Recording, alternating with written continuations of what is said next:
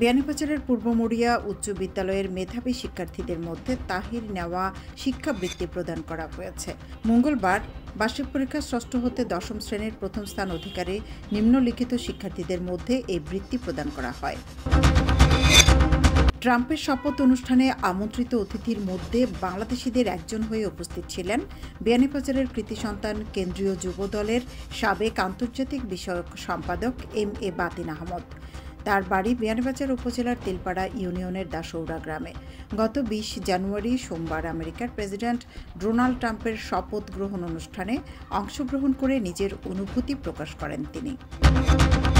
যুক্তরাষ্ট্র প্রবাসী বাংলাদেশিদের সর্ববৃহৎ ও আমব্রেলা সংগঠন বাংলাদেশ সোসাইটির ভারপ্রাপ্ত সাধারণ সম্পাদকের দায়িত্ব গ্রহণ করেছেন সংগঠনের সহ সাধারণ সম্পাদক আবুল কালাম ভূঁইয়া। গত ১৩ জানুয়ারি জরুরি প্রয়োজনে সোসাইটির সাধারণ সম্পাদক মোহাম্মদ আলী বাংলাদেশে যাওয়ায় গঠনতন্ত্র অনুযায়ী সহ সাধারণ সম্পাদক ভারপ্রাপ্ত সাধারণ সম্পাদকের দায়িত্ব গ্রহণ করেন। সিলেট মহানগর পুলিশের অভিযানে আরও ৭ তরুণ-তরুণী আটক হয়েছেন।